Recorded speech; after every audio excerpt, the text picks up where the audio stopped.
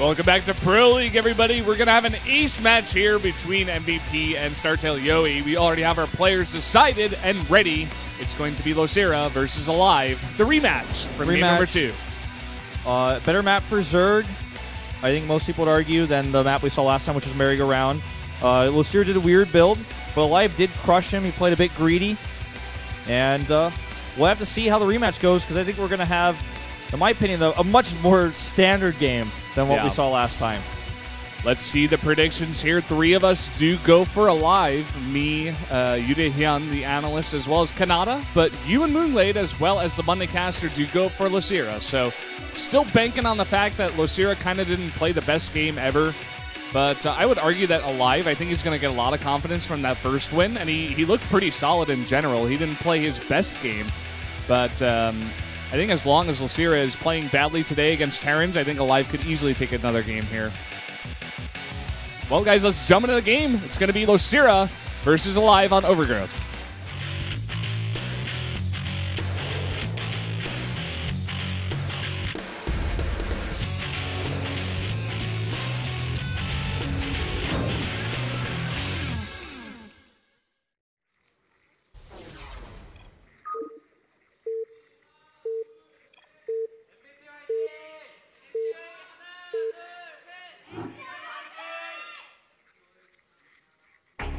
Down here in the bottom left in the teal from Team MVP, it is Losira. A.K.A. Speedy Hands. What's the top right? I don't know about that, Wolf. I'm not sure if that's actually his nickname. Yeah, he's quite famous for that. Speedy she Hands. got surprised for being on camera, even though she basically wasn't even on camera. She wasn't on camera. She's just being... She's like, my hand was on camera, oh no! Pretty Sorry, much. relax. Like, you sit back down, young woman. She'll be fine. I don't think we're gonna see like a proxy out of aLive on this map.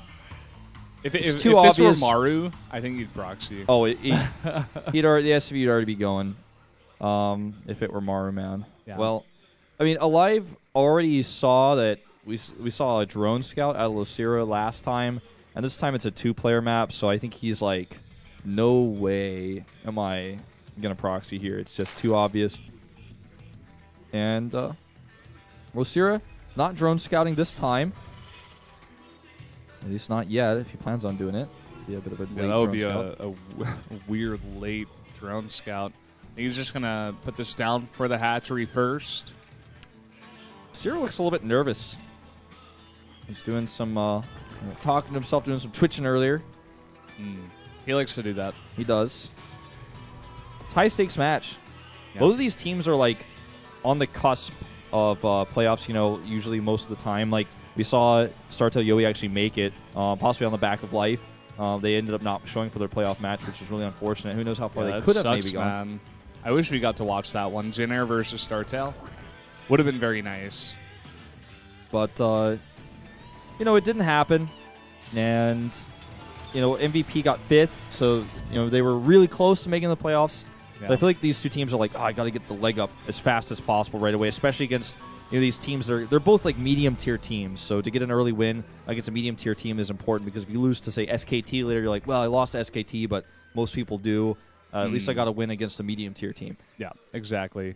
That's why you see sometimes, you know, teams face a lot of hard teams earlier on in the round, but then they face the weaker teams later on. They make like this big comeback, and everybody's like, "Oh my God, Samsung's playing so well." Well, no, it's like they beat MVP in Prime, and yeah, and it's, you know, incredible miracle last season. Yeah.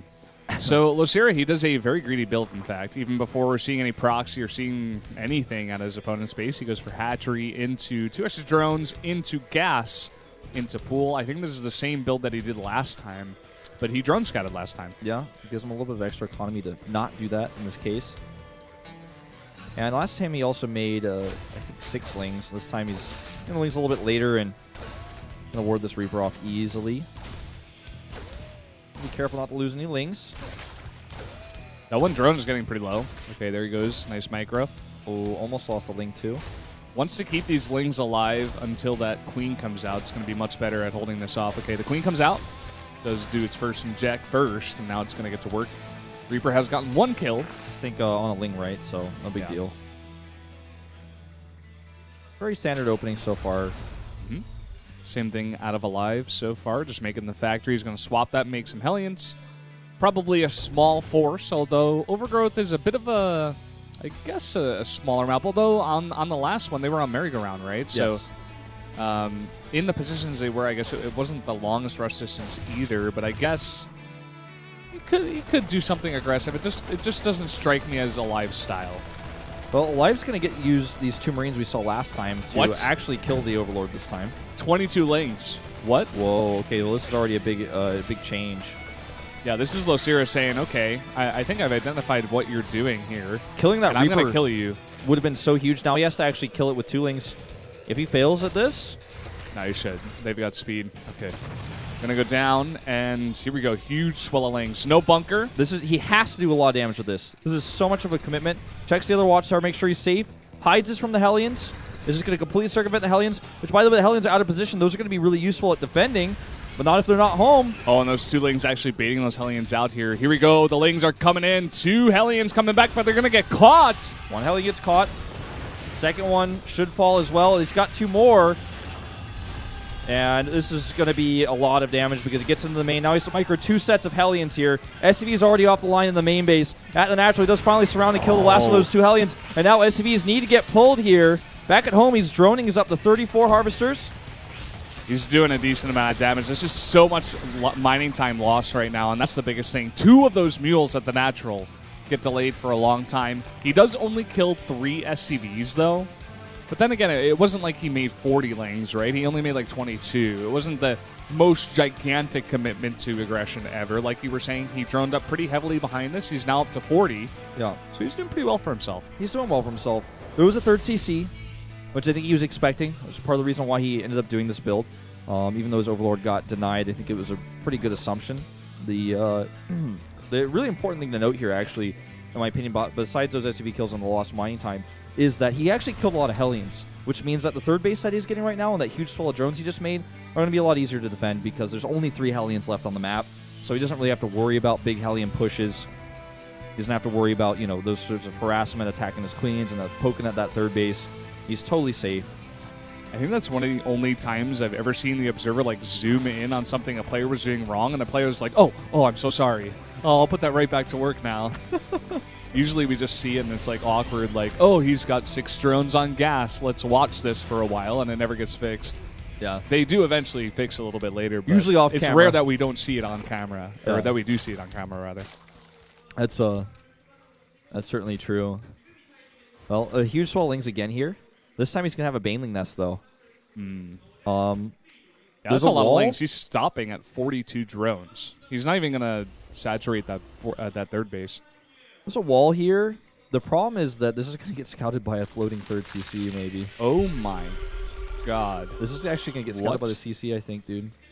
He scans there. He sees no lair. And he's like, All right, wait. We need to see his vision. Did he see it? No, he didn't see it. I don't think. Am I wrong? No, I don't think he saw it. He's sending Marines over here. Maybe he saw, like, some Lings. Regardless, he needs to, like, send something over there to make sure his base is okay. Okay, well, now he's going to know. Okay. Well, knowing is only half of the battle, man. That is a ton of Banelings here. I don't know if that's enough Terran units. His wall is down. He doesn't even lift the bunkers, or rather the supply depots he knows. And he's not controlling his units in the middle of the map. He's got a lot of Marines up here on the high ground. He needs to spread those. They need to spread. They need to spread. Okay, good micro so far. But this is just too many Lings, I think. This is too many Lings. He has so many Lings to follow this up as well. Oh, I think this is going to be it, man. This is too many Banelings. There's nothing here. There's nothing here. There's no tanks, no Widowmines, no AoE. Is he going to fight against Banelings with SCVs? There's a huge swell of Lings to follow this up as well, which is a big problem. Yeah. I mean, most of his army is now in those medevacs. And I think that's going to be it. I think you're right. I think aLive was just playing way too greedy, and Losira saw it the first game and he lost to it, and this time he's like, nope, not going to happen again. GG. Wow, really good read by Losira, and he looks really happy with himself. Really got to hand it to him. Very strong play for the map, for the player. He knew the build that he was doing, and GG. GG indeed. Getting those well-deserved high fives. Coming through for his team this time. I love when we get to see rematches and ace matches. It's really cool to see adaptation. It's almost like you get to see game 2 of a best of 3 almost. Yeah. Well, you know, Marine King in Sojung's 10 questions, 10 answers did say that Losira is, in fact, the best player on their team right now. And I would agree. Today, even though he kind of had a flunky first game, where I, in fact, lost faith in him and did vote for aLive in that last game, he was able to come out there and totally read aLive like a book. He just went in there and he's like, here's the introduction, here's the final chapter. Okay, I know how this build is going to end. I'm going to kill you before it even gets there. And he just executed that build so beautifully. Really got to hand it to Losira here. Yeah, that was a really greedy third base by aLive. It was like so greedy that it almost scouted the banelings. And double engineering bay. It's kind of the way that Marine King played as well on King Sejong Station. And Leenock wasn't able to punish him there. Also, Losira wasn't able to punish him in the first game. So this time he's like, no, that's not happening again. Sorry. You know the character Samus that can turn into a morph ball? I know who Samus is. Well, anyway, continue. I feel like Losira should just be able to like turn into a Baneling and roll out of the booth. He makes so many Banelings in all of his games. He is a big Baneling fan, like his big brother Nesty, man.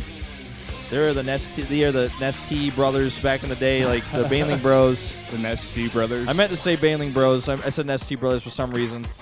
Well, he's pretty much like his little brother anyway. But guys, here are the results from today. MVP is able to take their win over StarTale-yoe 3-2. We do have our first ace match here of round number 2 in the first day. We do have Marine King winning his first game against Leenock. Bit of a shocker there. And then aLive wins against Losira, another shocker. But then Curious shows us a very late game ZVP, his strength on Bonnie Research Station, one of our newer maps. And then YOE takes a big one on Deadwing against Silent, force the ace match. And Losira flips the tables once again on aLive and wins the game. Yeah, very back and forth series. Really exciting one.